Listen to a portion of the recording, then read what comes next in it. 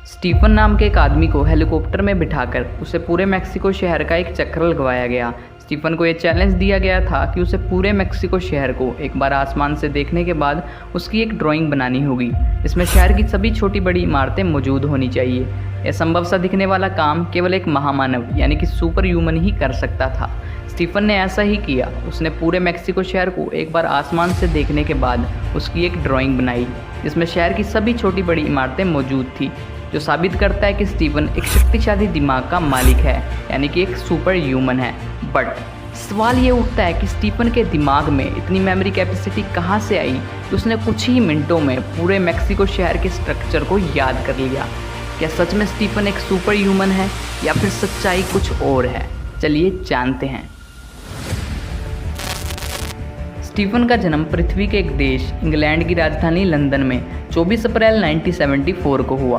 तो जैसा कि मैंने आपको वीडियो के शुरू में बता ही दिया था कि स्टीफन एक सुपर ह्यूमन है, यानी कि उसका बचपन बिल्कुल भी आम बच्चों जैसा तो नहीं था। जब स्टीफन 3 साल का हुआ ही था तो उसे ऑटिज्म स्पेक्ट्रम डिसऑर्डर हो गया। अब आप सोच रहे होंगे कि आखिर ये कौन सी चिड़िया का नाम होता है।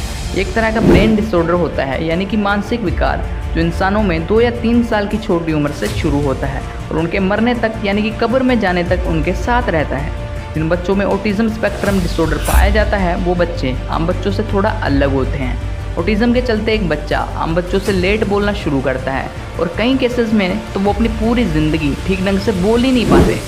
जहाँ एक आम बच्चा आसानी से कोई भी नई स्किल सीख सकता है, वहीं एक ऑटिस्टिक बच्चे को कुछ भी नया सीखने में बहुत ही ज़्यादा समय लगता है। और सबसे वर्स्ट सिचुएशंस में ये देखा गया है कि एक ऑटिस्टिक बच्चे को अपनी पूरी लाइफ अपने परिवार वालों के ऊपर डिपेंड होना पड़ता है, क्योंकि वो कुछ भी खुद नहीं कर पाते। तो अभी आपने जाना कि ऑटिज्म के चलते इंसानों को किन डिसेबिलिटीज़ का सामना करना पड़ता है। अब हम जानते हैं मेरे फेवरेट टॉपिक के बारे में, यानी कि ऑटिज्म के चलते इंसानों को मिलने वाली सुपर एबिलिटीज़ के बारे में। जी हाँ, सही सुना, सुपर एबिलिटीज़। कुछ रिसर्चर्स ने अपनी रिसर्च के दौरान पाया कि ऑटिज्म के कुछ रेयर केसेस में इंसानों में ऐसी एबिलिटीज़ डेवलप हो जाती है जो आसानी से हम आम ह्यूमन्स में डेवलप नहीं होती, जैसे laser sharp focus, super imagination and long lasting memory. Autism के कारण इंसान ज़्यादा चीज़ों पर अपना फोकस नहीं डाल सकते, लेकिन कोई एक काम जो उन्हें करना सच में पसंद होता है वो उस एक काम पर अपना पूरा फोकस डाल सकते हैं, जिससे वो उस काम की फील्ड के जीनियस बन जाते हैं। रिसर्चर्स ने पाया कि कुछ ऑटिस्टिक लोगों की मेमोरी इतनी ज़्यादा शार्प होती है कि वो आसानी से कई हफ्तों पहले पढ़ा और देखा हुआ याद कर सकते हैं। इमेजिनेशन पावर तो हम सभी लोगों में पाई जाती है, लेकिन ऑटिस्टिक लोगों की इमेजिनेशन पावर कुछ हटकर होती है, जिससे वो ऐसे कामों के नेचुरल जीनियस होते हैं जिसमें इमेजिनेशन की ज़रूरत पड़ती है, जैसे आर्ट्स।